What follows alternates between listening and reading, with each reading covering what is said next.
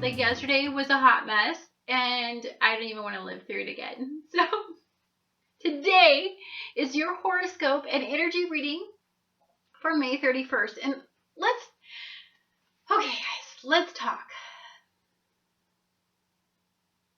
Yesterday sucked and energy passes. Okay, so we get days like yesterday to have days like today. I'm not saying that today is a really good feel-good day. It's not like we went through hell and then we're like emerging and we're like ready to like take on this new world that we just lived through, because yeah, we don't feel that way at all. Pretty much. No way.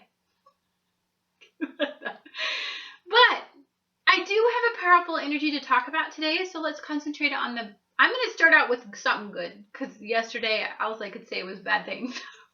Let's talk about good. Mars in Gemini is going to be sextiling Jupiter in Leo. So let's talk about how wonderful this energy is. First of all, Leo and Jupiter energy, they work together so well. It's like the air that comes from Gemini just feeds the flame of the Leo and makes it burn brighter and makes the sun shine brighter and makes your everything that you want, the power that you need to persevere, that the energized child in you makes it want to come out and create and think about how you can create and kind of endeavors that you can do in the world that can add, right? That's the kind of energy that you're going to have today, because Mars is going to be in Gemini. So think about it. You know, Mars and Gemini energy lights a fire under Gemini. Geminis can procrastinate, right, when they have to do something that's very, very, very, very challenging. But with Mars in there, there's no procrastination. There's just trudge forward, optimistic energy with no forethought about what might be on the horizon. But it is that kind of energy, and that's good for right now, because we just went through hell and high water, right, yesterday. So we have Mars in Gemini. It's going to be sextiling Jupiter in Leo. I am so excited to see something good coming into these two energies. You know, Gemini energy has been under just a battle of trying to find itself, re-identify the way that it thinks, you know, re-identify its coping methods. There's just been so much reality. When you get into this energy, it can be playful, fun, creative. You can communicate effectively. It's not going to be this horrible, you know, anxiety when you communicate with others. It's going to be, you're going to get up, you're going to stand up, you're going to be confident, you're going to be tall in this energy, and you're going to say, you know what, let's rock this. Like, we can make our situation better. Like, I know yesterday sucked, but today doesn't suck. And you're going to have that feeling of like conquering the world, and you're going to have the Leo power and the Jupiter expansion of that power. So it's going to make you want to expand that way of thinking, and that's fabulous after what you just went through yesterday, after all of the quincunxes and the opposition and the reality checks of yesterday. One thing that I like about today is, you know, Saturn is still going to be in Sag. It's still going to be opposing the sun in Gemini. But remember, oppositions is not a quincunx. It's not a square, guys. So opposition is like energies that are here, right? That want to be here. They want to meet. There's a conversation that could happen today. It's a conversation that could happen about meeting in the middle, about giving in and seeing different perspectives and learning the value in that. It's about using both your higher mind and your lower mind, and coming into a sense of a united front instead of in flat opposition. It can go the opposite way. I'm not saying this day could be a friggin' hot mess if you don't concentrate on the higher vibration and energy, which is what I always do. And I like to look at everything as like, okay, today's a new day. Let's like with, even though yesterday freaking blew our minds, today can be better. Every day can be better, an improvement on energy, right? So today, one thing that you want to think about is, your moon is still in Scorpio. So there's an intensity, there's a ratcheting up of what you want. You want to control your situation when the moon is in Scorpio with partnerships, especially when it's in Venus. Because, okay, let me say this. The moon in Scorpio is going to be trining Venus in Cancer. This can be good. These energies to me, Cancer energy and Scorpio energy work really, really well together, right? They get each other. They understand that if there's an intensity, they both need to feed off of each other. The Cancer can feed light to the Scorpio intensity, and the Scorpio intensity can ground the light energy of a Cancer and can make them both come at a point where they're just, balanced, more like, like this, instead of opposite ends of the spectrum where it creates these emotional displays of instability, which both of these signs have a tendency to do. So they're trining each other so they can work together. The moon in Scorpio just wants love, right? Just wants emotional security, just wants somebody to know that it has somebody that it can count on. And the Venus just wants to partner, and Cancer just likes to have a settled. So this could be a beautiful day in partnerships, or something that comes out of a conversation today that could bring you closer to having that union that you guys are talking about. Maybe you sit down and talk about what happened yesterday. And, even though it's opposition, right? Even though yesterday created opposition for you and created issues that, didn't feel good and weren't ideal, maybe from that opposition comes a period of growth in a relationship, growth in a financial situation. Maybe, you were combining resources with somebody and, you guys had a disagreement about it yesterday, but today you guys might be able to come to some sort of agreement.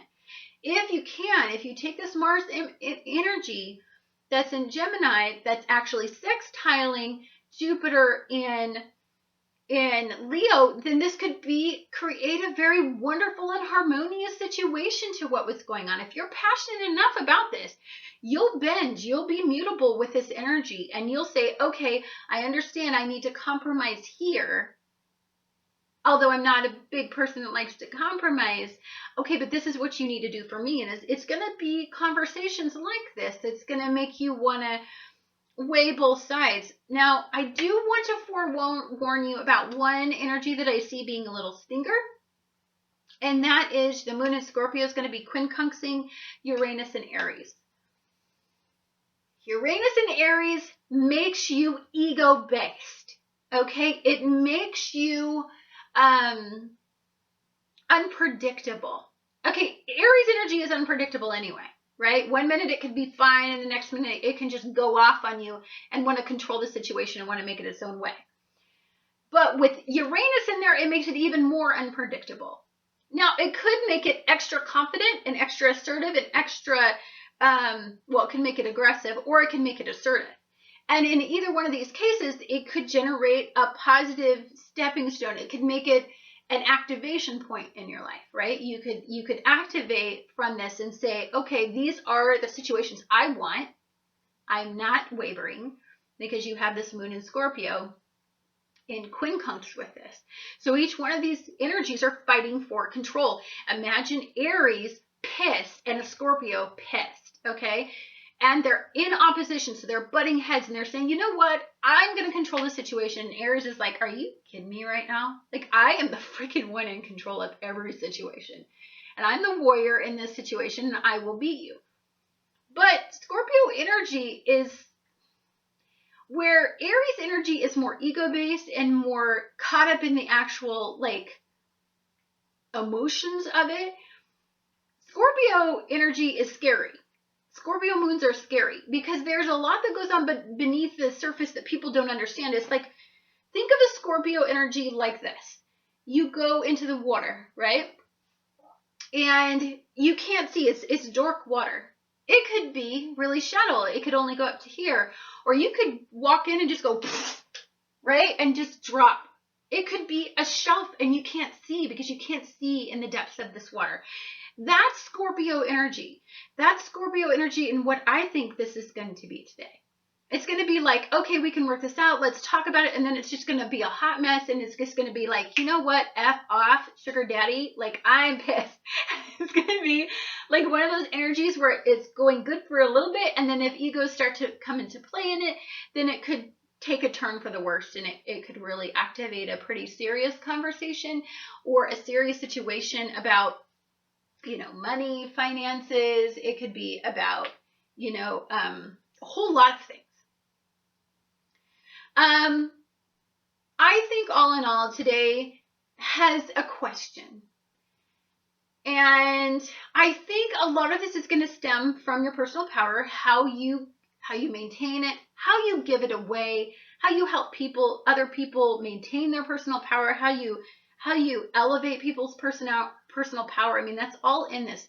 How do you create a stable environment for yourself? I mean, that's at the top, And then you have what's being weighed out is, in opposition is when you're passionate about something, when you have to have your way. I mean, how do you go about getting it? Is it through conversation? Is it through, deception? Is it through, making a situation rosier than it is? Is it through, self-serving habits that you have? Like, do you have to feel good about yourself, and the way that you do that is you make others feel smaller? I mean, is that the way that you do things? Do you have a tendency to be overbearing and overwhelming to people, and so that you turn them off of you? There's a big question in today that was ignited from yesterday that you're going to have to sit back and just realistically say, okay, this is what I go through in a day, and I need to figure out where I want to go in the future with situations like this and choose the high road. Energy, we're still caught in a lot of dual energy. So this day is a dual energy day. This whole month was. I got caught in it. 1 minute I could be fine, and the next minute I could be sucked down into an anxiety issue with my past. Or I could look ahead and look at the future and envision the best case scenario. Like, which energy do you choose to focus on? That's the energy that's going on this week, and it's been going on all this week. And it's very draining, and it's very hard to understand, guys. I mean, it really just, it is. I mean, it's something that I want you to think about in daily life anyway. I mean, this is prepping us. This is prep work. So, we're going to have days where they're not going to feel good and they're not going to feel ideal. And then how do we deal with them? Are we a compulsive eater? Do we drink? Do we go off and have affairs? Do we yell? Do we scream? How do we throw tantrums? Do we have self-destructive habits that we, have to work through? I mean, that's what's all going on right now. That's what's all being worked through in the month of May. June is about a month, and today is the last day of May. June is about a month of reaping reward, guys, from all of the hard work that we did in May. May was a hard month on a lot of us. It was very confusing. It was all over the place as far as we didn't know which direction that we needed to focus on. We were almost I felt like we were in a good place, but we couldn't see the good place because there was so much reality that we weren't really ready to face. But the past kept dragging us back there, saying, okay, here's the situation now. How does this relate to your past? I mean, I feel like that's the way the energy was all of this month. It was to throw stuff out of your suitcase, guys, and stop carrying so much baggage. We don't want to carry that much baggage anymore. It's heavy. It's hurting our back. It's hurting our hearts. It's hurting our minds. We can't even think clearly because there's just so much going on in our lives. We're just trying to plant seeds and generate a new garden right now. We We just want to feel good. And I get that, guys. But in order to do that, you have to inevitably look back on, did you plant a garden before? And if you did, was it successful? What kind of fertilizer did you use? What kind of soil did you use? What kind of amendments did you use? How often did you water? Was it a raised bed? Was it a flat bed? What kind of seeds did you use? Did you use heirloom seeds, or did you use the latest disease-free seeds that generated the best results? Did they generate good harvest? I mean, there's a lot that goes into restructuring and manifesting a new life. Ego has to die. It has to die for you to be reborn. You're in a metamorphosis. You're going to be born. You're going to be reborn. You're going to fly. You're going to be a beautiful butterfly after all of this. I've been talking to you guys about this. The past is here for a reason, and just know that that reason is so that you can manifest the best that you can be. You don't have to live like a slave shackled to your past. I have many people that I love in my past that I have to move forward and away from. And I don't want to. I want them in my life. I want to show them all of the wonderful things that I have done to improve myself.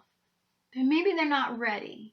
Maybe they're not ready to face it. Maybe it's not about them right now. It's about you, me. It's about all of this stuff that we got to work through. How can we be good for anybody if we haven't even worked on us, our problems, our ego-based reactions? How can we do that?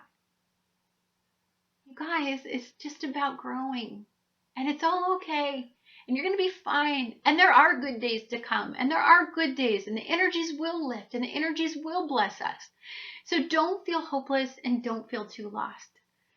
And I look forward to talking to you guys again next week, because we are going to be talking about June, and there's going to be some magical days in June that I can't wait to talk to you about.